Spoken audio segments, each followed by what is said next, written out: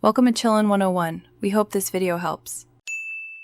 You begin by gathering the videos and audio you want to edit into a single folder. This speeds navigation. Once done, make sure Windows Media Player is updated and codecs are installed so playback and basic trims work reliably.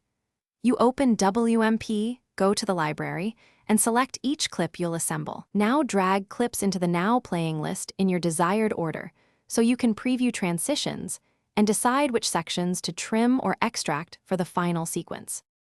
You arrange clips in the Now Playing queue to test sequence and flow, listen and watch for mismatches.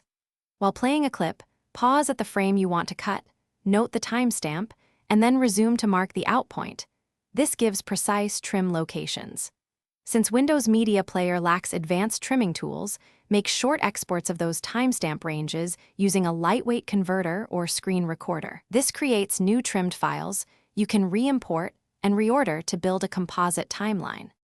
You finish by importing your trimmed segments back into WMP and playing the full sequence to confirm audio levels and visual continuity. Adjust source clips if one section feels abrupt. If you need fades or cross-dissolves, apply them in a lightweight free editor and re-import the result. WMP will then play the final file seamlessly. If playback stutters or segments fail, update codecs, re-encode the problematic segment at standard settings, and make sure file formats are compatible before the final export. Thanks for watching. Consider subscribing if we helped you.